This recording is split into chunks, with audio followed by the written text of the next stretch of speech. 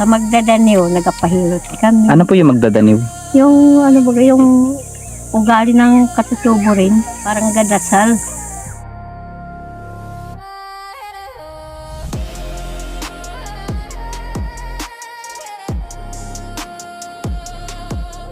Kung tag-ulan, kahit wala kaming makain, sige, pilit kami magtrabaho kahit walang hapunan o walang agahan.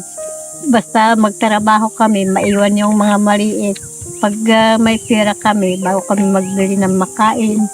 Parang yan na ang pinakamamahal eh. Tapos mag-aasawa pa ng iba, parang baliwala baga sa pagsasama noon. Sa 16 ako ng asawa, tapos parang napamahal na rin ako sa kanya, kaya nga ayaw ko na mag-asawa ulit. Kahit namatay na po siya ngayon, talagang mahal na mahal nyo pa rin hanggang ngayon. Oo, parang ayaw ko na mag-asawa ulit, parang ano baga ako, parang kung mag-asawa ako ulit, parang naisipan ko, ay kahit kaluluwa lang, baka mag-multo pa sa akin.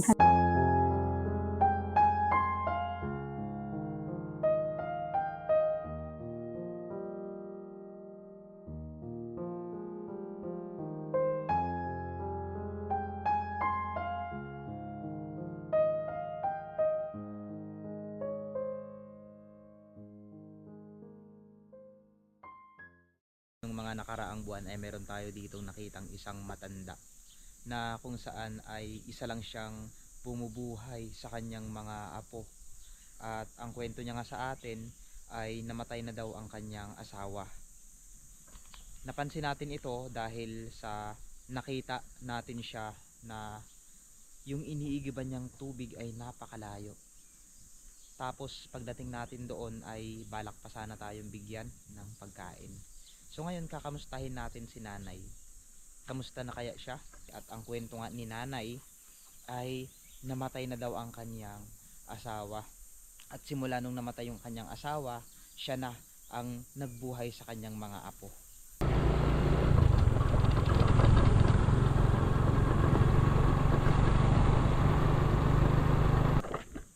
Nung mga nakaraang buwan pala ay tag-ulan tayo pumunta dito at hindi makapasok yung mga motor dito. Pero ngayon kapansin-pansin kung makikita nyo ay pwede na yatang dumaan yung motor. Mas madali, mas maganda at mas makakarating kaagad tayo doon sa bahay ni nanay kung magmumotor tayo papunta dito. At sana maging successful. Sana nandoon si nanay ngayon. Ngayon ko lang napansin, maganda na rin pala yung daanan dito. Kasi kung makikita nyo ito dati, kapag pumupunta kami dito, talagang napakaputik. Ang hirap daanan. So ganito kalayo yung tatahakin nating daanan, mapuntahan lang si nanay. At ayon sa pagkakaalam ko, ang pangalan niya yata ay si Nanay Aida. So ito yung aalamin natin ngayon. Isipin nyo sa napakalayong lugar na ito. Dito siya nakatira. Sarado yung daanan dito. So no choice tayo, kung hindi umikot dito.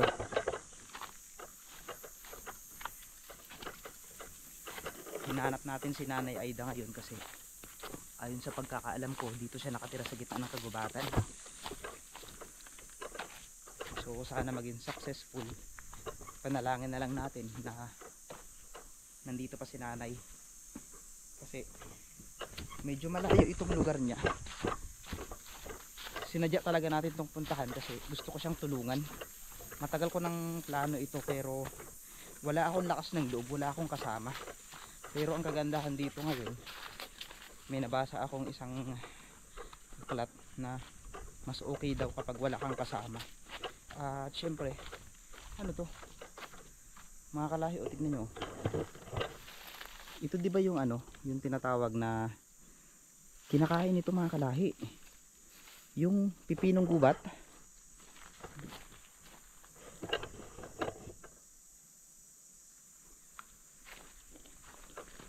Yeah, pipinong gubat.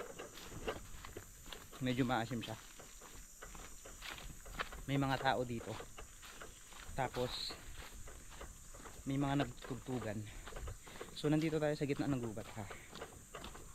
Makikita nyo yung dating dinadaanan natin na may tubig pa. Ngayon kapansin-pansin Ayan na. Tuyong-tuyo na. Parang may mga tao doon. Sobrang dami. Sa area yan. Yan. May nagtutugtugan. Ang daming tao. Maraming tao akong naririnig.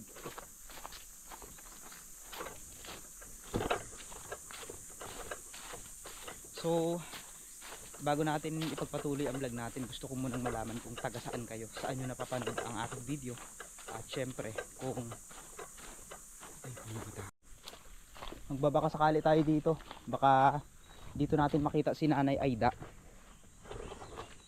Magbabaka sakali tayo dito mga kalahi, baka nakita nila dito si Nanay Aida na nakatira, at syempre aalamin natin kung ano nila si Nanay Aida. Yun, may mga bata na tayo nakita. Ang daming tao dun.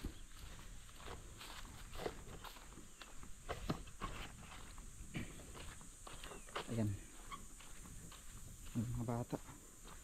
Te, pwede pong magtanong, si Nanay Aida ba yung nakatira dito sa may ano? Nanay Aida ba yon? Alinda? Nandyan siya ngayon? Asaan siya? Nasa baryo. Pero nandyan yung bahay niya? Wala si nanay. Sinong tao doon sa bahay niya ngayon?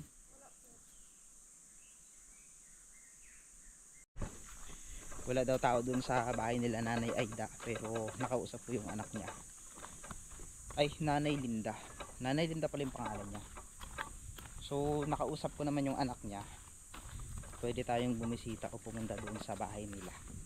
Titignan natin kung anong sitwasyon, kasi kung malalaman nyo talagang napakahirap na ng sitwasyon dito. Ang layo ng lugar nila, tapos ang hirap kasi isipin nyo, tagtuyot na dito, wala nang katubig-tubig.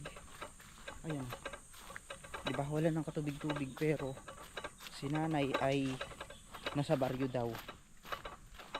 Ano kayang sitwasyon, hindi ko alam kung itutuloy ko pa ito. So bumalik na tayo mga kalahi, dahil si Nanay Aida pala ay wala at nasa baryo daw. So indikasyon ito na hindi muna natin siya makikita ngayon. Gusto ko sana na siya mismo yung makausap natin at malaman kung ano yung sitwasyon niya. Ano to? Dito sila umiigib. Ayan mga kalahi, ito yung igiban nila. May tubig pa kaya? Wow, walang tubig. Ganito kahirap ang sitwasyon dito, kasi kung makikita nyo, walang tubig. So ibig sabihin, mula sa bahay ni Nanay Linda, ang lugar na ito ay nilalakad niya pa hanggang dun, sa karatig pa ng bundok. At yung nakausap natin kanina, anak niya pala yun. Ayan, sa ating paghahanap kay Nanay Linda ay wala tayong nakita, sapagkat si Nanay daw ay nasa baryo. Ayan na. Ano ako? Balo ako. Ah, balo na po kayo. Parang si Nanay Linda, balo na rin. Oo. Kaya lang pag nabalo na ako, pabulot ko na nga ng ngipin. Bakit po? Bakit nyo pinabunot yung ngipin nyo? Kasi may ano pa ako eh. 38 ako. Ilang taon na po kayo ngayon? 38. Hala, ang bata nyo pa po ah. So, ano pong purpose? Bakit pinabunot nyo yung ngipin nyo? Parang walang maghabol eh. Aruy! Totoo po yun? Para sabihin nila, ay, wala na pala to. Ay, ganun po yung tradisyon nyo. Ano po yung tradisyon nyo? Ang tradisyon namin, ang ibang babae kahit may ano, Ako na po, magbitbit dito sa ano nyo? bagong balo, Opo. nag-asawa ulit. Ay naisip ko, kung mag-asawa ako ulit, wag mo. Bakit naman po? Ano pong dahilan sa palagay nyo? Ay, malay mo, bandang huli, ako rin ang bugbugin na di. Ay, Kawawa ganun rin po. yung mga anak ko Ano po yung dahilan bakit namatay po yung asawa nyo? na ano, high blood. Ano, high blood? Sabi ko sa mga anak ko, kung malaman ko yung ano, yung magbubunot ng ngipin, pabunot ko na lang nga. Pero sa inyo po, napabunot nyo na po talaga? Oo, As in, kahit wala pong sira yung ngipin nyo, pinabunot nyo na? oo. Ay, ganun po ba yun? Kumbaga po, mahal na mahal nyo talaga si tatay ah. Sabi Kasi- ng asawa ko noon, siya ilang babae na. Parang Mhm. baliwala sa akin. Bakit hindi po kayo nagsiselos sa kanya, ganon? Gusto ko sana kung mag-ibang babae. Dalahin niya sa akin para dalawa kami. Sabi niya, mag-asawa ka na ulit. Ang sabi ko sa kanya, huwag na nga. Malaki na rin mga anak ko. Ilang taon na po yung panganay nyo? Yung pangalay ko, nasa 19 na yun. Kasi yung bunso ko, 8 taon na eh. Sabi ng iba, uy, lula ka na talaga. Oo, tanggapin ko na rin sa sarili. Lula na ako. Sinadya nyo wala talaga na pinabunot yung ngipin nyo Pinabunod Para? ko na sinadya. para wala nang manligaw sa inyo. Oo, Ay, ganon pala yon. ayoko na nga magkasawa. Ganon pala katapat si nanay sa kanyang dating asawa sapagkat pinabunot niya lahat ng ngipin niya para wala nang manligaw. Sana ganon lahat ng babae, no? Sana lahat ng babae katulad ni nanay na kapag nawala na o nilisan na siya ng kanyang asawa, kahit anong ginawa ng kanyang asawa, sabi ni nanay, marami daw babae yung asawa niya. Wala yun. Marami po. May anak pa nga sa labas ng dalawa. Parang baliwala sa akin na magsilo. Bakit po? Bakit po baliwala sa inyo ang magsilos? Parang, naisip ko, magsilos man ako. Babae rin ako. Ganun po. Oo, kaya lang, kaya ako namang ligaw. Masakit po para sa inyo na may ibang babae ang asawa nyo. Hindi, Hindi po masakit sa inyo. parang gusto ko magkasama kaming lahat. Ganun po. Grabe si nanay, oh.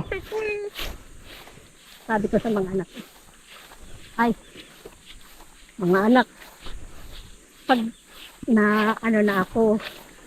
pag nawala na ako, kayo na lang. Paano naman po yung may iwan nyo? Halimbawa, Sabi niya, ay nanay, huwag mo kaming iwanan. ayaw rin po nila. Oo, Ay, matanong lang po, ilan na po yung anak nyo ngayon?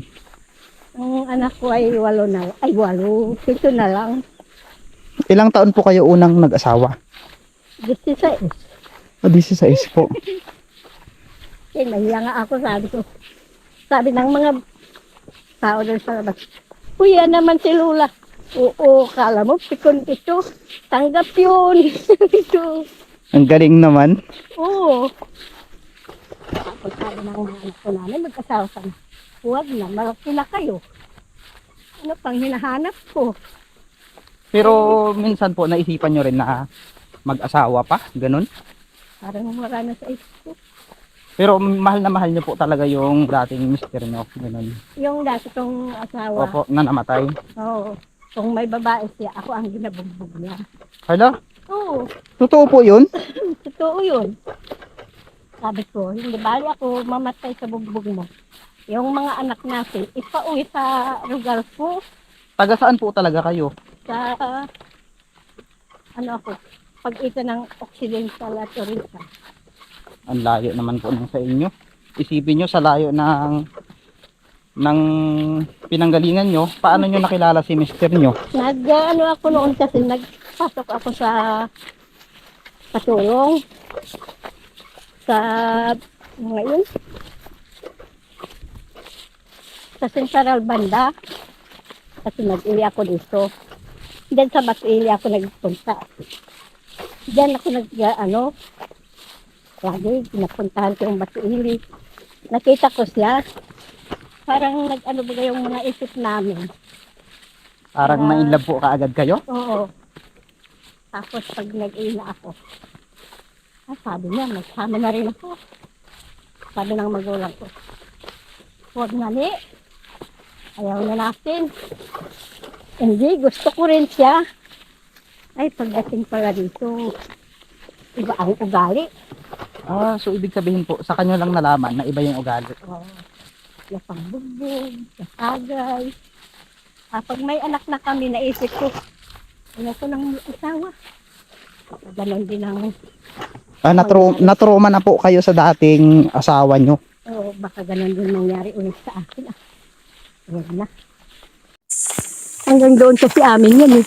Itong area po na ito. Oo, dyan sa may bangka. Pag-isa namin. Sabi niya sa amin. Hoy, maghanap kayo ng tira. Ay, sana ko maghanap. Bagong dating lang rin ako. At sabi niya sa akin, loko kang baba. Hindi bali ako loko, basta hindi ako magkaliwa. Pero hindi nyo po naranasang mga liwak. Hindi, ayaw ko. Ang galing naman. Ayaw ko magkaliwa, sabi ko. Sabi niya.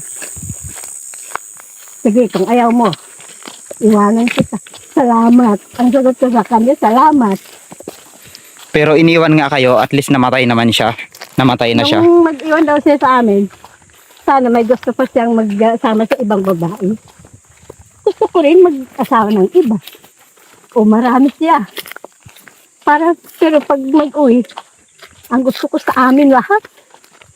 Kahit may mga anak, para madami kami. Grabe, ang layo po ng bahay nyo, no?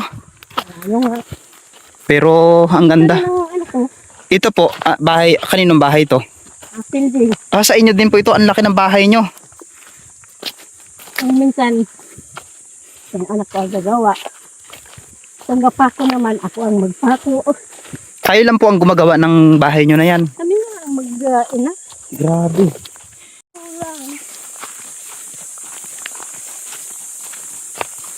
Ayun, ito na yata yung bahay nila nanay. Ang payapa naman dito. So, finally mga kalahi, nakarating na tayo dito sa bahay ni nanay. At ito yung kanilang lugar. Napakalinis naman dito na sa lugar nyo.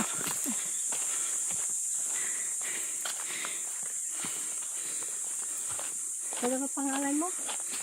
Si Nil po, Nil. Ano nga apelido mo? Mga kasunkad po kami. Ang cute ng kalabaw. Oh. Ayan. May kalabaw sila dito. Grabe. So ito po yung lugar nyo. Ang ganda naman po dito sa lugar nyo.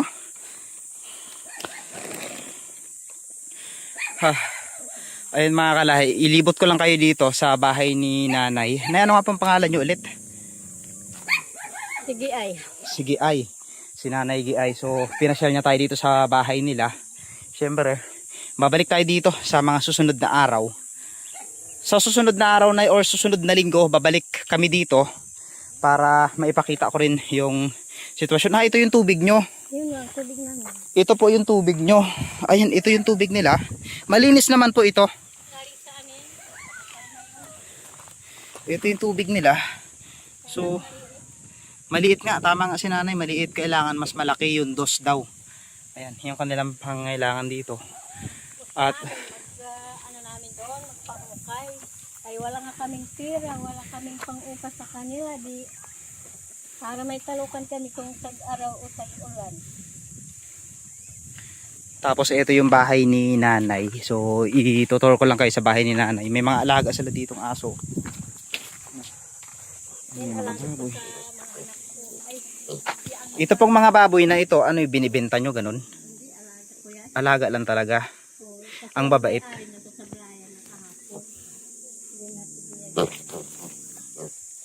Kompleto, may manok din, may pato. Tapos mayroong alagang kalabaw. So, ito yung lutuan nila nanay at ito ko naman yung bahay nila. So, kung makikita nyo, napakaliit, napakapayapa. Paano po pag tagbagyuhan dito?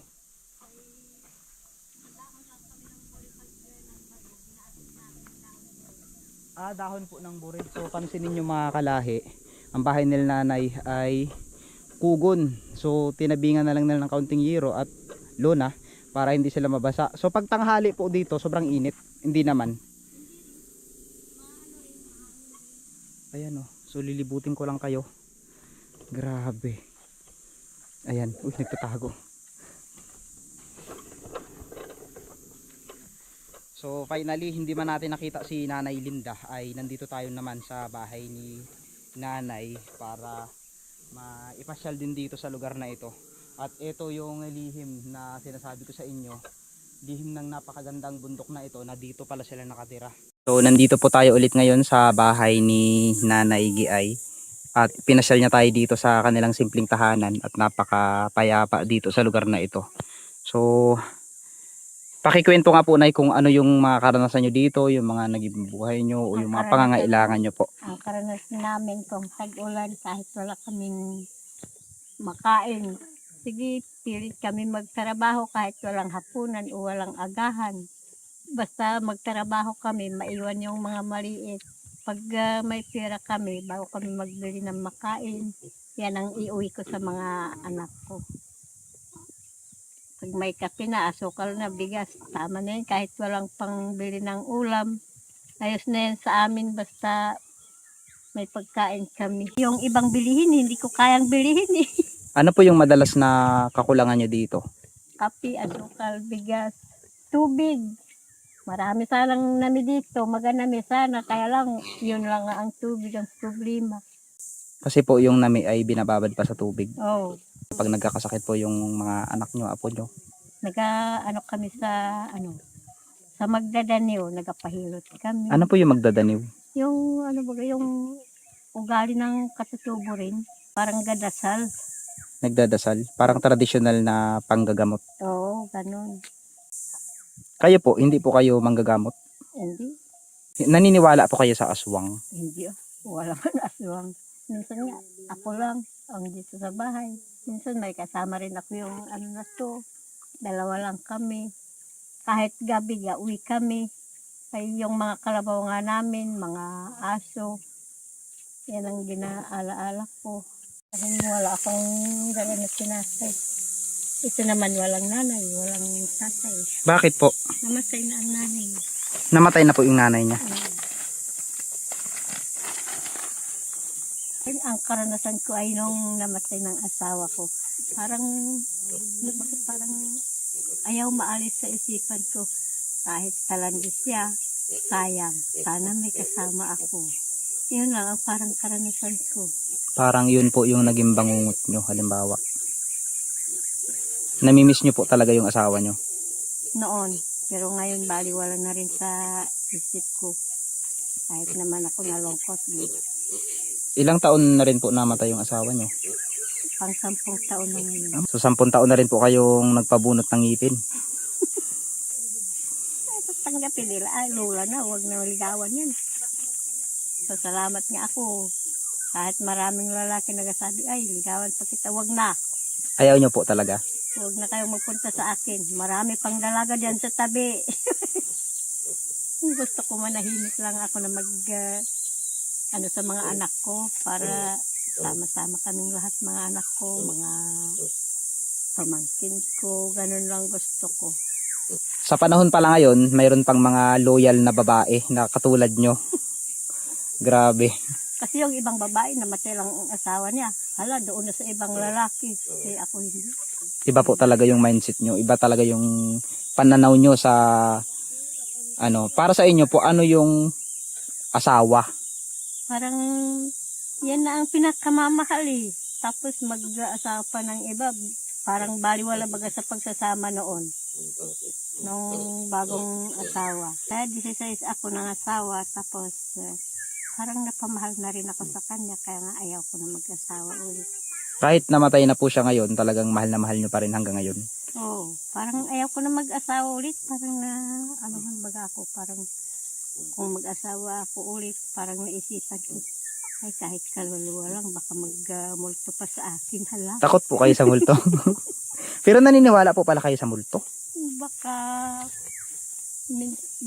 bigla lang magpakita sa akin, hala. Yung naglalakad po kayo sa gitna ng gupa tapos nagpakita sa inyo na nakalutang. Yan ang kinatakutan ko. Isa ang kwento ni nanay sa nagpaintig sa aking damdamin. Marami akong napulot na aral, marami akong natutunan tungkol sa kung paano nga ba maging tapat sa pag-ibig. Hindi natin kailangan ng taong gagabay sa atin panghabang buhay. Ang mahalaga ay makontento tayo sa kung ano man ang binigay sa atin ng may kapal.